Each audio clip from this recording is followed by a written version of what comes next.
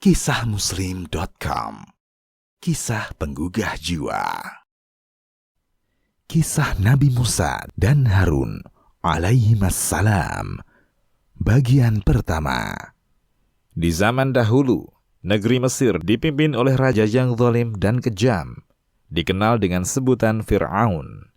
Ia memperbudak kaumnya dan menindas mereka, bersikap sewenang-wenang di bumi, dan menjadikan penduduknya berpecah belah dengan menindas segolongan dari mereka dan mempekerjakan mereka dengan kerja paksa. Sesungguhnya Fir'aun termasuk orang-orang yang berbuat kerusakan. Mereka yang tertindas ini adalah Bani Israel, suatu kaum yang nasab mereka sampai kepada Nabi Israel atau Ya'qub alaihissalam. Bani Israel menempati negeri Mesir ketika Nabi Yusuf alaihissalam menjabat sebagai menterinya. Suatu ketika Fir'aun bermimpi bahwa ada sebuah api yang datang dari Baitul Maqdis, lalu membakar negeri Mesir selain rumah-rumah Bani Israel.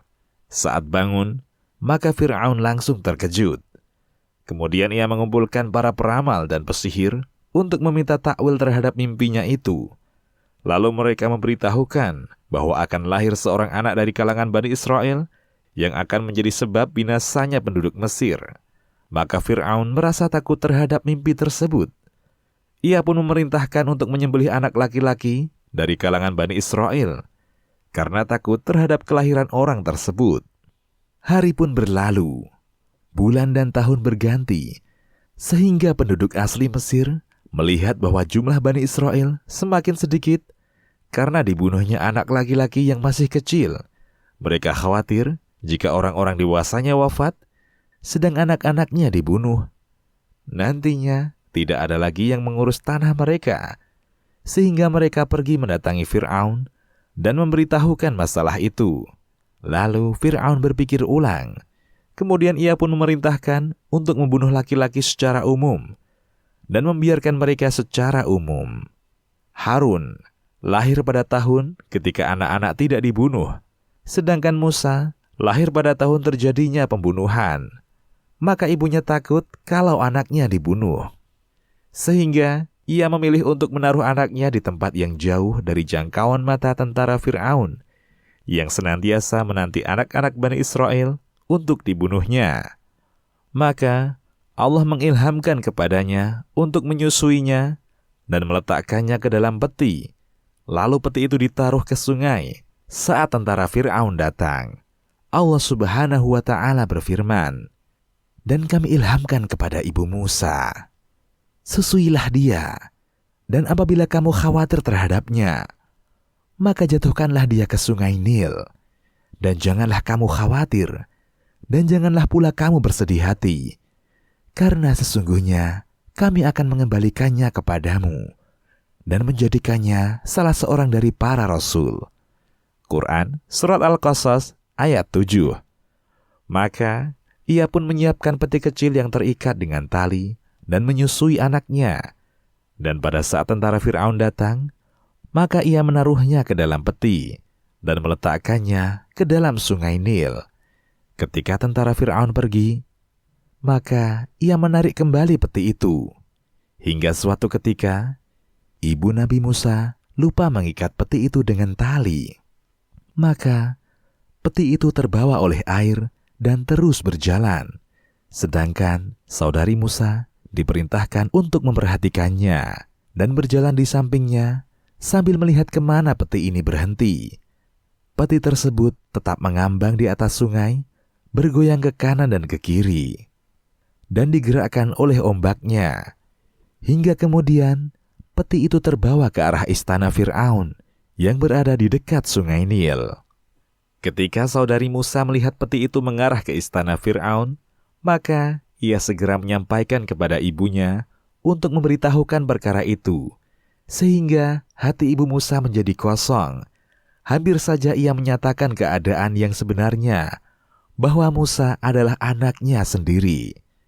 Ketika itu, Asyah, istri Fir'aun, seperti biasa berjalan di kebun istana, dan berjalan pula di belakangnya para pelayannya. Lalu Asyah melihat sebuah peti di pinggir sungai Nil di ujung istana. Lalu ia menyuruh para pelayannya untuk membawanya, dan mereka tidak berani membukanya sampai meletakkan peti itu di hadapan Asiyah. Kemudian Asiyah melihat peti itu, dan dilihatnya ada seorang anak bayi yang manis, dan Allah menanamkan dalam hatinya rasa cinta kepada anak itu. Di samping itu, Asiyah adalah seorang wanita yang mandul.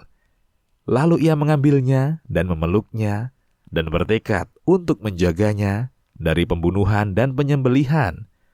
Lalu ia membawanya ke suaminya dan berkata dengan penuh rasa kasihan, "Ia adalah penyejuk mata hati bagiku dan bagimu.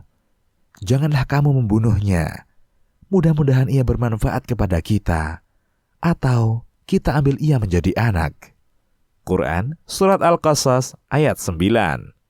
Yang diucapkan Asiyah sungguh benar, karena keberadaan Musa memberikan manfaat baginya. Di dunia, ia memperoleh hidayah dengannya, dan di akhirat, ia masuk surga dengan sebabnya.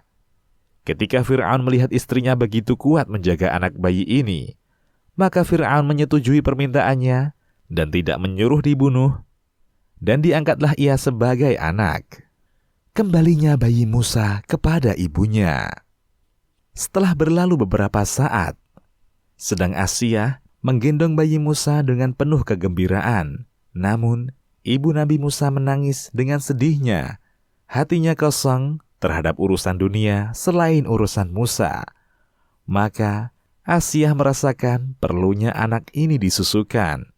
Ia pun segera menghadirkan ibu susu untuk menyusukannya dan mengurusnya, sehingga datanglah sejumlah ibu susu ke istana untuk menyusukannya.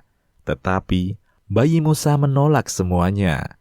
Hal ini membuat penghuni istana sibuk memikirkannya. Dan berita ini tersebar di kalangan manusia, sehingga saudari Musa mengetahui hal itu. Ia pun pergi ke istana dan menemui Asiyah istri Fir'aun, dan memberitahukan bahwa ia mengetahui ibu susu yang cocok untuk anak ini. Maka Asiyah bergembira sekali dan meminta kepadanya agar ibu susu itu dibawa segera ke hadapannya. Saudari Musa pun pulang dan menemui ibunya yang sedang dalam keadaan menangis karena kehilangan anaknya. Lalu saudari Musa memberitahukan hal yang terjadi antara dirinya dengan istri Fir'aun, sehingga tenanglah ibu Nabi Musa dan lega hatinya. Ibu Nabi Musa pun pergi bersama putrinya ke istana Fir'aun. Ketika telah masuk ke istana dan menemui istri Fir'aun, maka ibu Nabi Musa segera menyodorkan teteknya. Bayi Musa segera menyusu hingga kenyang. Lalu Asiyah meminta ibu Musa untuk tinggal di istana, tetapi ia menolak karena ia mempunyai suami dan anak-anak yang perlu dilayaninya. Maka Asiyah pun melepas bayi Musa itu bersama ibu itu, yang tidak lain adalah ibu Nabi Musa sendiri. Ibunya membawa bayinya ke rumah tempat Musa dilahirkan dengan hati yang penuh kebahagiaan. Di samping ia memperoleh upah dari istana, demikian pula nafkah dan pemberian lainnya. Sehingga hiduplah Nabi Musa dengan ibu dan ayahnya serta saudarinya. Saat Musa telah kembali ke istana Fir'aun, maka keluarga Musa telah mendidiknya dengan pendidikan yang baik, sehingga Nabi Musa tumbuh seperti anak raja dan pemerintah, yaitu sebagai orang yang kuat, pemberani, dan berpendidikan. Ketika itu, Bani Israel menjadi lebih terhormat, karena dari kalangan mereka ada yang menyusukan Musa. Musa di masa dewasa. Demikianlah Nabi Musa alaihi salam menjadi dewasa sebagai seorang yang kuat dan pemberani. Maka pada suatu hari, Musa berjalan di kota Memphis, dan dilihatnya ada dua orang yang bertikai. Yang satu dari kalangan kaumnya Bani Israel, sedangkan yang satu lagi dari penduduk asli Mesir, yaitu orang Kipti yang kafir. Lalu orang Bani Israel meminta bantuan kepada Musa. Kemudian Musa pun datang dan hendak mencegah orang Mesir itu melakukan kezaliman. Ia pun memukulnya dengan tangannya, ia pun memukulnya dengan tangannya, sehingga orang Kipti itu langsung tersukur ke tanah dan mati. Musa pun merasakan bahwa dirinya dalam kesulitan, padahal maksud beliau bukanlah untuk membunuhnya, tetapi untuk membela orang yang terzalimi. Maka Nabi Musa pun bersedih, bertaubat kepada Allah, dan kembali kepadanya, serta meminta ampunannya. Lihat Quran Surat Al-Qasas, ayat 15 hingga 16. Akan tetapi, berita itu ternyata sudah tersebar luas di kota itu, dan orang-orang Mesir mencari-cari siapa pembunuhnya untuk menghukumnya. Tetapi mereka tidak mengetahuinya. Hari pun berlalu saat Nabi Musa berjalan di kota itu. Ia pun menemukan orang Bani Israel yang pernah dibelanya bertengkar lagi dengan orang Mesir dan meminta bantuan lagi kepada Nabi Musa alaihi salam. Namun Musa marah terhadap permintaannya itu. Ia pun maju untuk melerai pertikaian.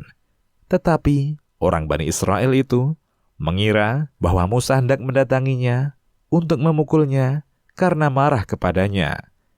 Ia pun berkata, "Wahai Musa, apakah kamu bermaksud hendak membunuhku, sebagaimana kamu kemarin telah membunuh seorang manusia?" Mendengar kata-kata itu, maka orang Mesir pun mengetahui bahwa yang membunuh orang Kipti itu adalah Nabi Musa alaihi salam. Maka tentara Fir'aun mulai berpikir tentang hukuman yang harus ditimpakan kepadanya. Lalu ada seorang yang datang kepada Nabi Musa, menasihatinya agar ia pergi dari Mesir. Maka Musa keluar darinya dalam keadaan takut kalau ada yang menangkapnya, sambil berdoa kepada Allah agar diselamatkan dari orang-orang yang zalim. Lihat Surat Al-Qasas ayat 17 hingga 21. Musa meninggalkan Mesir menuju Madian. Nabi Musa pun pergi meninggalkan Mesir. Namun ia tidak mengetahui kemana ia harus pergi. Ia berharap kepada Allah agar dia mengarahkan ke tempat yang tepat. Dan ia terus berjalan hingga sampai di sebuah kota bernama Madian. Ketika tiba di kota Madian, Nabi Musa mendatangi sebuah pohon yang berada di dekat sumur, lalu duduk di bawahnya. Ia pun mendapati dua orang wanita yang membawa kambing-kambing gembalaannya, di mana keduanya berdiri jauh dari sumur, menunggu orang-orang selesai mengambil air. Musa mendekat kepada keduanya dan bertanya tentang sebab keduanya berdiri jauh dari keramaian orang. Maka keduanya memberitahukan bahwa keduanya tidak dapat memberi minum kambing-kambingnya, melainkan setelah orang-orang selesai memberi minum kambing-kambing mereka. Keduanya terpaksa melakukan demikian karena orang tuanya sudah sangat tua, tidak sanggup melakukan pekerjaan ini. Maka Nabi Musa pun maju, lalu mengangkat batu besar sendiri, yang biasa diangkat oleh 10 orang yang menutupi sumur itu. Kemudian memberi minum kambing-kambing milik keduanya. Setelah itu, Musa kembali ke tempat semula di bawah naungan pohon untuk dapat beristirahat setelah merasakan kelelahan perjalanan yang jauh. Lalu ia merasakan lapar dan berdoa, "Ya Tuhanku, sesungguhnya aku sangat memerlukan sesuatu kebaikan yang Engkau turunkan kepadaku." Ketika kedua wanita itu kembali kepada orang tuanya, keduanya menceritakan kejadian yang mereka alami, sehingga orang tua itu heran dengan orang asing yang kuat dan memiliki sopan santun yang tinggi. Lalu orang tua ini menyuruh salah seorang anaknya untuk mendatanginya dan mengundangnya menemui ayahnya untuk diberikan balasan. Lalu salah satu wanita itu mendatangi Musa dengan rasa malu dan memberitahukan tentang undangan ayahnya. Maka Musa memenuhi undangan itu dan mendatangi ayah wanita itu dengan berjalan di depan, sedangkan wanita ini berjalan di belakang sambil mengisyaratkan jalannya dengan melempar batu kecil.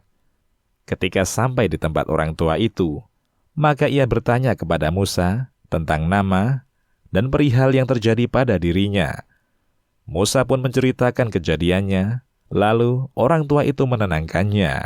Ketika itu, salah seorang dari kedua wanita itu meminta kepada ayahnya agar mengangkat Musa sebagai pekerja untuk membantu keduanya, karena keadaannya yang kuat lagi amanah.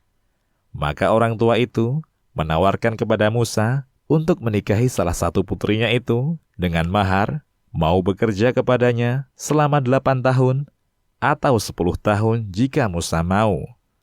Maka Nabi Musa setuju terhadap tawaran itu dan menikah dengan salah satu dari wanita itu. Ia pun mulai menggembala kambing selama 10 tahun. Setelah itu, Musa ingin pulang menemui keluarganya di Mesir. Lalu orang tua itu menyetujuinya dan memberinya bekal selama perjalanan pulangnya ke Mesir. Bersambung insya Allah. Demikian, wallahu a'lam. Kisahmuslim.com. Kisah penggugah jiwa.